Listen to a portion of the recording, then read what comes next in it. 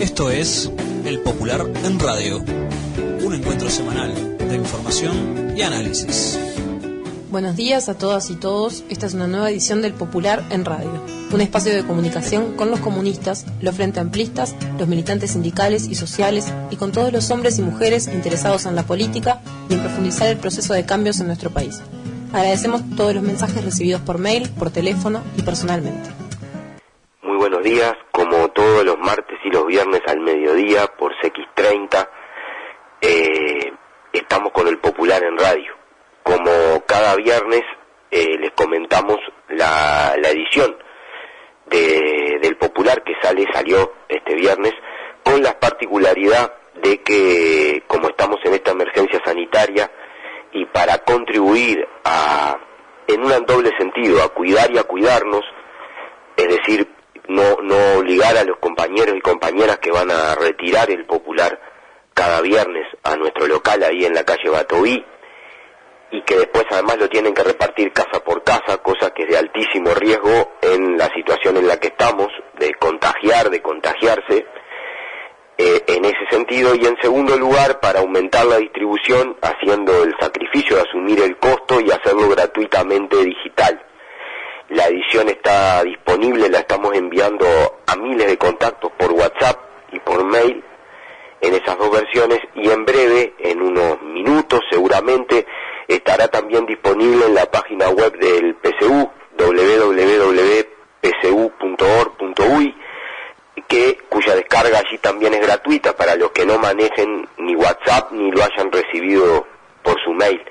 También está en el Facebook del Popular Semanario el editorial, y en unas horas también van a empezar a subirse todas las notas para que también por allí las puedan leer y compartir desde esta situación en la que estamos viviendo. La edición 497 del Popular viene con una entrevista al secretario general del PCNT, Marcelo Abdala, donde plantea que no hubo respuesta del gobierno ni a las propuestas, ni al planteo de diálogo del PCNT.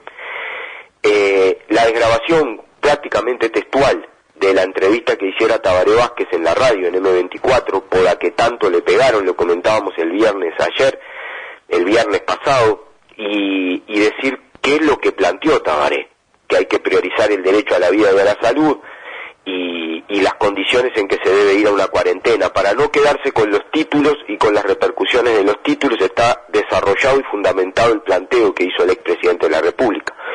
La situación con los femicidios, los reclamos del movimiento feminista y de las organizaciones de mujeres en esta condición de encierro y cuarentena, la situación que están pasando los compañeros feriantes y las trabajadoras sexuales, que realmente ya empieza a ser dramática porque tienen cortadas todas las posibilidades de ingresos. Inclusive en el caso de las trabajadoras sexuales hay una denuncia en una muy buena nota que hizo la compañera Verónica Pollejero de lugares del interior donde se cumplió el decreto del cierre de las whiskerías, que es como una llamada civilizada de llamarle a los sitios de prostitución.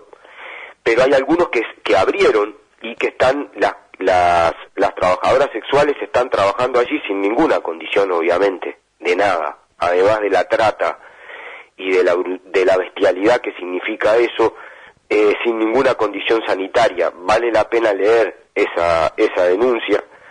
Hay una nota con la propuesta de la Intersocial, el Instituto de Economía de la UDELAR, por los economistas Bruno Giometti y Pablo da Rocha.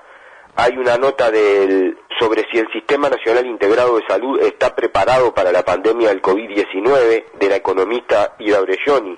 La recomendamos también, con todo el estado del Sistema Nacional Integrado de Salud, los avances de estos 15 años, las disposiciones y los desafíos que se plantean para enfrentar esta pandemia y toda la salud.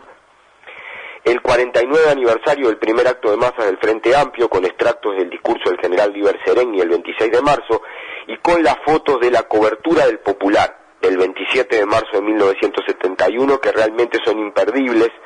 Vale la pena repasar obviamente el discurso de Seregni y también ver esas fotos de cómo cubría el Popular el primer acto de masas del Frente Amplio. Además, el otro virus, la reelección del Topo Almagro en la OEA, quienes lo apoyaron como en el medio del coronavirus. nos reeligieron por 5 años más al miserable agente de la CIA, de Luis Almagro, en la OEA. 107 años del nacimiento de Rodney Arismendi, algunos extractos de su enorme obra, de su pensamiento, de su vida, para compartir aquí. Además, tenemos un adelanto de la reedición de un libro de Eduardo Galeano, que hace 50 años, más de 50 años que no se reeditaba, que es Guatemala, el inicio de la violencia política. Fue de muy joven a Guatemala, son las crónicas de su viaje, es un antecedente de las venas abiertas de América Latina, e incluimos allí, con autorización de la editora y con autorización del autor del posfacio, el posfacio de este libro, que es del compañero Roberto García, que es un historiador uruguayo, investigador de Latinoamérica, de Centroamérica y en particular de Guatemala. Es una lectura muy recomendable para estos días también. Como ven, completito. Vamos a compartir ahora el editorial del Popular.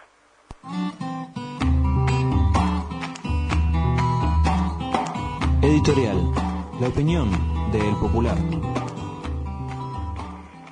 El editorial se titula El gobierno no ve y no escucha. El debate sobre cómo enfrentar el impacto de la crisis sanitaria provocada por la COVID-19 es mundial y tiene su expresión en nuestro país, y con claridad. El gobierno nacional ha adoptado varias medidas, no es que no haya hecho nada. Al cierre de esta edición, según la página de Presidencia de la República, se habían tomado 73 medidas desde el viernes 13 de marzo, en que se declaró la emergencia sanitaria. Anoche se anunció otra medida, el Fondo Coronavirus.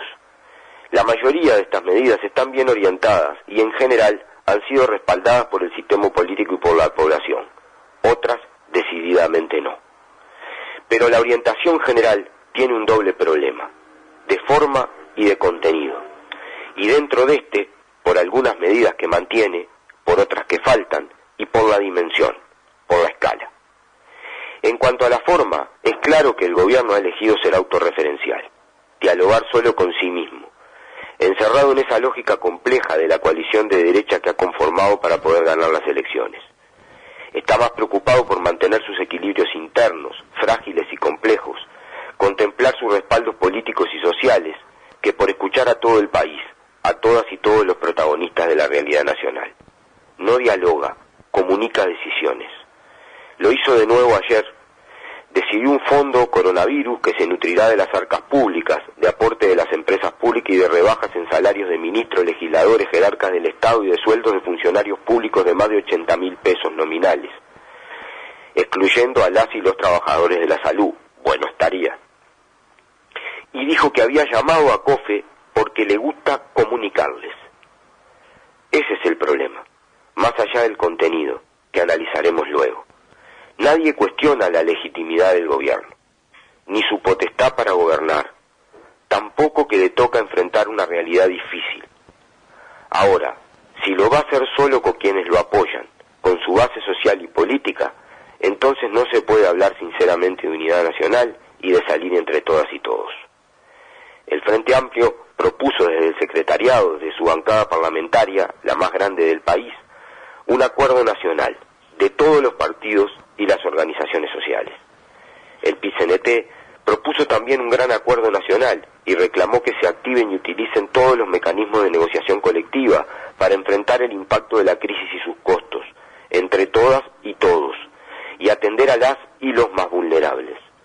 La negociación colectiva ha demostrado ser muy buena en tiempos de normalidad para la distribución del ingreso y la riqueza, y también en tiempos como los actuales. Lo demuestran el acuerdo con la FUS y la Federación de Funcionarios de Salud Pública para un protocolo de actuación de las y los trabajadores de la salud y acordar mecanismos de cobertura. Y también el acuerdo tripartito en la construcción, que permitió una paralización ordenada de esa industria, amparando a 45.000 familias obreras. Pero el gobierno prefiere seguir solo. Al PIT-CNT nunca le contestó nada. Y claro, hubo propuestas y hubo caceroleo para respaldarlas. Y entonces, el gobierno, los medios oficialistas del poder, es decir, la gran mayoría, y ejércitos de trolls y net center en las redes sociales, salieron a atacar y demonizar la protesta. Hablaron de desestabilización y de grieta, y por supuesto de falta de patriotismo. Hasta convocaron a responder cantando el himno. Se olvidaron que el 15 de enero de 2015 se llamó espontáneamente a un caceroleo contra el tarifazo del gobierno del Frente Amplio. Se cuestionaba un ajuste de la tarifa de UTE por debajo de la inflación y también una rebaja de combustible, sí, una rebaja, por considerarla insuficiente. El País y El Observador fueron casi convocantes a ese caceroleo. Además, también se olvidaron que el 1 de marzo de 2017, anónimamente otra vez, se convocó a un caceroleo contra el mensaje presidencial de Tabaré Vázquez, que rendía cuentas públicamente de su gestión. ¿Por qué extraña razón eso era democrático y esto es desestabilizador? Por favor. Se puede gobernar solo. Lo que no se puede es pretender que eso construya unidad nacional para enfrentar una crisis y escandalizarse si quienes no son escuchados protestan. En cuanto al contenido de las medidas, la Intersocial, integrada por el PCNT, ONASPU, FUGAN, la FEU, Ovejas Negras, la Intersocial Feminista y Redes, propuso 11 medidas. El Frente Amplio hizo lo propio. También se conocieron múltiples propuestas desde ámbitos políticos y académicos. Una de las que más impactos fue la que elaboraron 4 investigadores del Instituto de Economía de la Facultad de Ciencias Económicas de la UDELAR. Son diferentes, claro está, pero todas coinciden en la necesidad de una atención integral a los efectos sanitarios, económicos y sociales de esta crisis. La crisis ya dejó de ser solo sanitaria, dimensión inocultable y central. Ya es económica y social. El gobierno sigue insistiendo que no toma medidas más radicales para asegurar el aislamiento social, que es la única manera comprobada hasta ahora para disminuir la curva de contagios, mitigar el impacto en la población y en el sistema de salud, porque dice que la paralización de la economía empeorará las cosas. Pero ocurre que no logra ni una cosa ni la otra. Los contagios siguen creciendo y la economía se está parando igual. Y ni siquiera se está ordenando cómo, tampoco se está protegiendo a los sectores más vulnerables que son los primeros que sufren. Ya están sufriendo. La Intersocial, dentro de sus 11 medidas, propone una renta transitoria que alcance al 500.000 de uruguayas y uruguayos que no tiene cobertura de seguro de paro o está desocupados. Sugiere que para ello se utilicen las herramientas de transferencias directas del MIDES y las asignaciones familiares, entre otros instrumentos. También que los beneficios a las empresas tengan como contrapartida que no se tomen medidas unilaterales y que no se despida. Proponen que se deje sin efecto el aumento de tarifas, del IVA y las restricciones presupuestarias. La renta transitoria es una propuesta que ha sido adoptada en más de 30 países, con gobiernos del más diverso signo ideológico. El Frente Amplio va por un camino similar, aunque agrega otros instrumentos. Beneficios fiscales para las empresas que no envían al seguro de paro, derechos mutuales para quienes pierdan el trabajo formal y aumento de la inversión pública son algunas de las propuestas. Coinciden en que el aumento de tarifas y del IVA deben quedar sin efecto. El FA propone un plan de contención económica y social y pone como objetivo no aumentar la pobreza y la desigualdad. Los investigadores del Instituto de Economía de la UDELAR plantean cosas similares y desaconsejan la suba del IVA y de las tarifas públicas. El gobierno ha tomado, sin decirlo, algunas de estas propuestas, pero está a años luz de la concepción general. Y tenemos un problema más, la escala. En el documento del Instituto de Economía de la UDELAR se informa, comillas, la Organización Internacional del Trabajo advierte que el golpe de la pandemia sobre la economía mundial puede ser peor que el que se originó con la crisis financiera de 2008. La Comisión Económica para América Latina y el Caribe, CEPAL, revisó fuertemente a la baja sus proyecciones de crecimiento para la región. Actualmente prevé una contracción de 1.8 de la actividad económica en el escenario más optimista y un incremento del desempleo en el continente de 10 puntos porcentuales. Además, la incidencia de la pobreza, según la CEPAL, aumentaría de 185 a 225 millones de personas. 40 millones de pobres más en el continente. Eso es de lo que estamos hablando. Al cierre de esta edición, las empresas habían enviado más de 60.000 solicitudes de seguro de desempleo en menos de 10 días. ¿Y el gobierno cree que se puede enfrentar esto con una rebaja de salarios públicos? En ese mismo documento se señala que posiblemente se requiera de un mayor endeudamiento y un incremento de los impuestos a la renta y a la riqueza, de manera de lograr que la contribución sea más elevada para quienes disponen de más recursos. En síntesis, tenemos un gobierno sin una estrategia clara, ni sanitaria ni económica, prisionero de su dogma ideológico neoliberal, de su rechazo visceral a la negociación colectiva, a lo público, y que se resiste a dialogar. Toma medidas tarde, en general se quedan cortas, y por su convicción ideológica y composición social no quiere tocar al capital o a la riqueza. Ni una sola medida contempla que aporten los sectores agroexportadores, el capital financiero, los que tienen miles de millones de dólares en el exterior. El impacto sanitario, económico y social de esta crisis ya es grande y lo será mucho más. La sociedad se organiza para responder. Hay cientos, miles de iniciativas solidarias. Ya hay decenas de ollas populares y comedores barriales activándose. Eso es muy importante, pero no alcanza. Se necesita un gran acuerdo nacional para enfrentar todas las dimensiones de la crisis, pero para eso el gobierno tiene que ver y oír. Hasta ahí, compañeras y compañeros, el editorial del Popular, que ya está circulando mucho, que ya ha recibido muchísimos comentarios, también críticas y palos, como era de esperar. Pero es el intento de resumir toda esta ola de información que circula permanentemente, a veces interesadamente tan grande que aturde, que no permite entender, que no permite colocar los centros, ni reflexionar y mucho menos actuar, aún desde nuestros hogares, para ir encontrando un camino de salida. Queríamos profundizar en algunas cosas de las que planteábamos en el editorial y agregar algunas otras, aprovechando estos cerca de 13, 14 minutos que todavía nos quedan. Cuando hablamos de que más de 30 países adoptaron la de renta extraordinaria, vamos a nombrarles algunos, no podíamos ponerlos todos porque el editorial se haría muy largo, y además están disponibles en la página del PICNT porque fue un laburo de relevamiento que realizó el Instituto Cuesta Duarte de la Central Obrera. Algunos de los países que tienen alguna modalidad de renta extraordinaria, es decir, transferencias directas desde el Estado a las personas, a los ciudadanos que están más vulnerables, que se quedan sin trabajo, son Alemania, España, Portugal, El Salvador, Dinamarca, Inglaterra, Canadá, Singapur, Japón y ahora, últimamente, hasta el Estados Unidos de Trump. Y son solo citar algunos de los casos.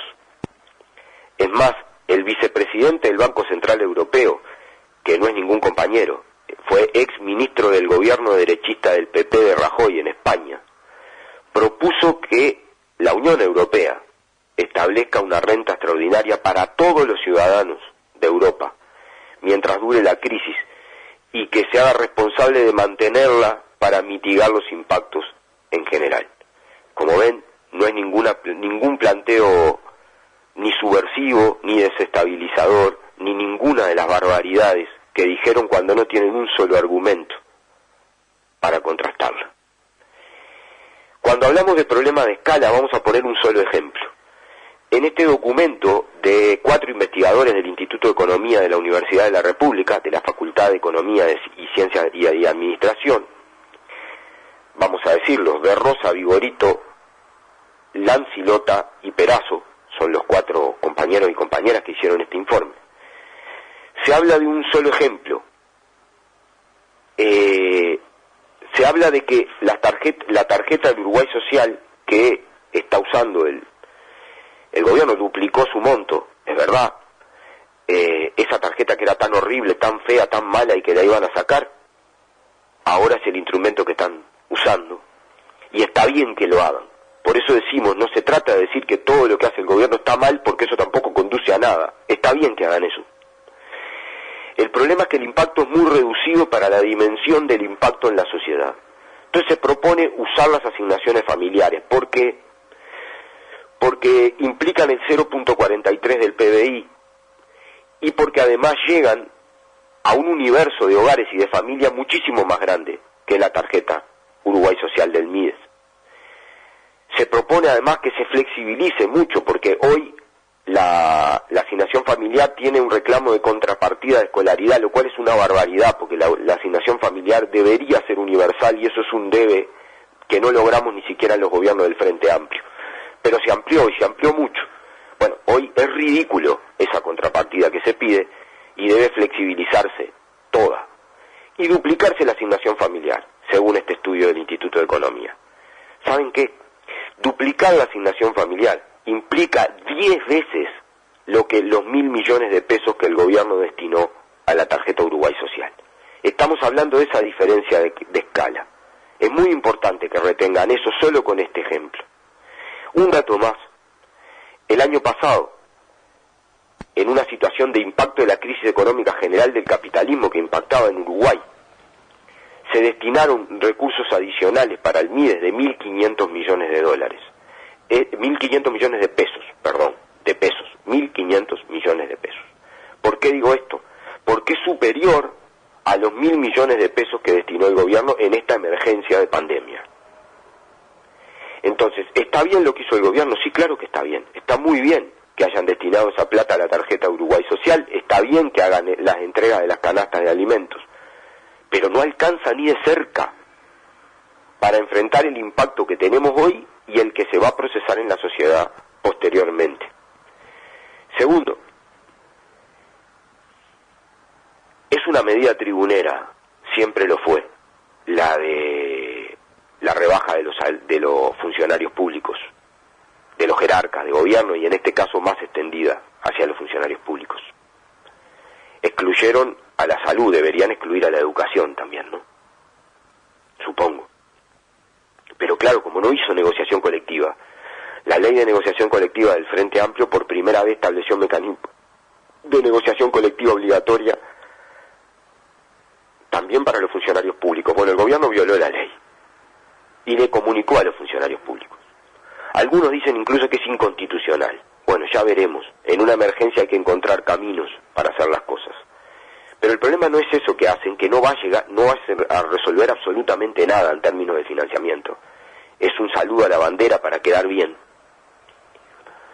Porque el problema es que no se recauda la cantidad que se necesita recaudar, de dónde se necesita recaudar. Por ejemplo, el impuesto al patrimonio, que lo paga el 2% de la población del Uruguay.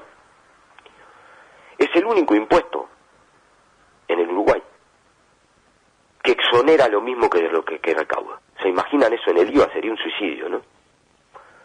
Bueno, no sé, ahora de aumentar una pequeña tasa de referencial, con un aumento en ese impuesto se recaudaría 8 o 9 veces lo que se va a recaudar con este famoso fondo coronavirus.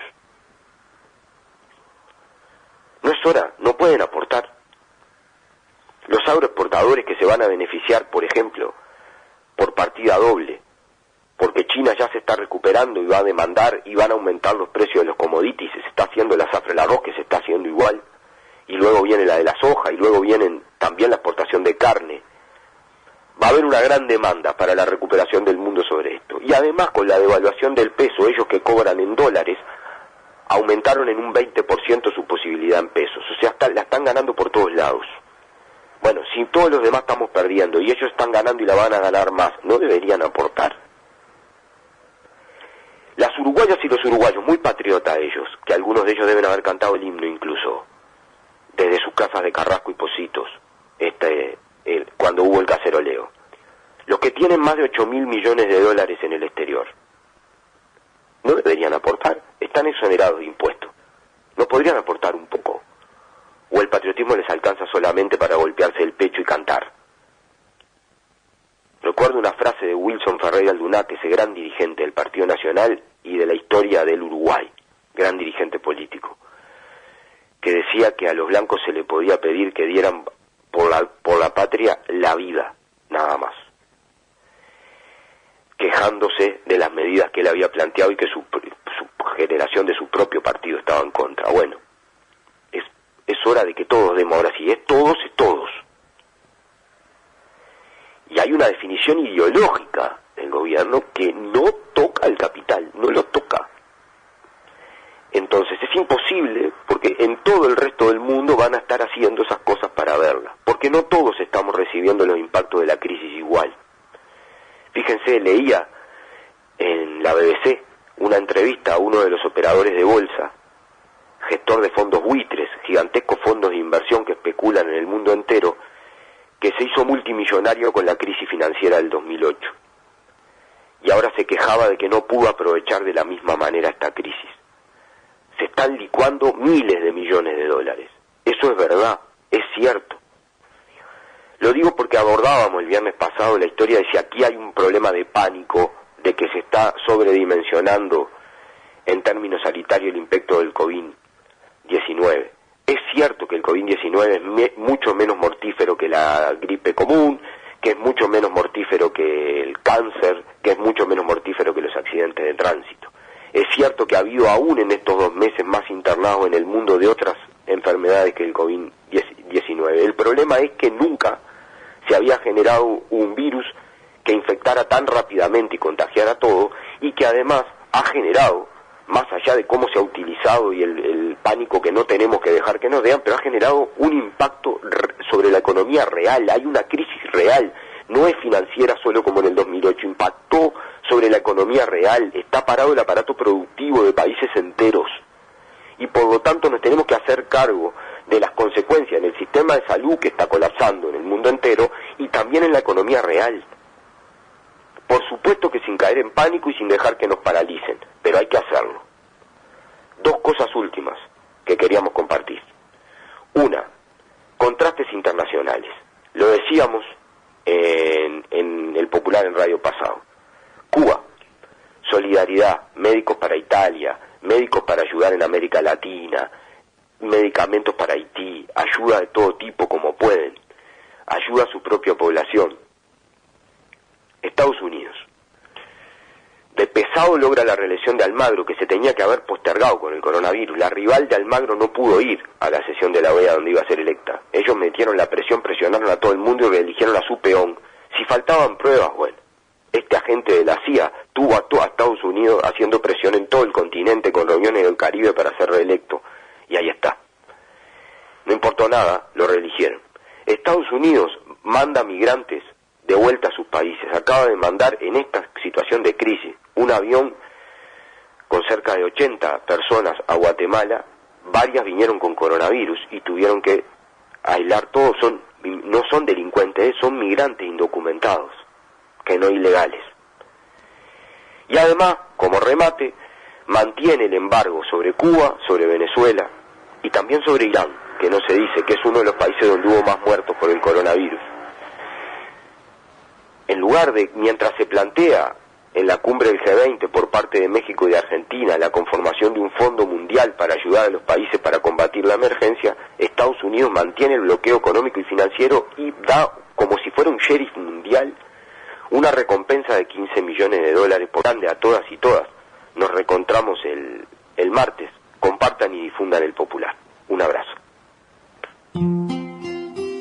Esto es El Popular en Radio.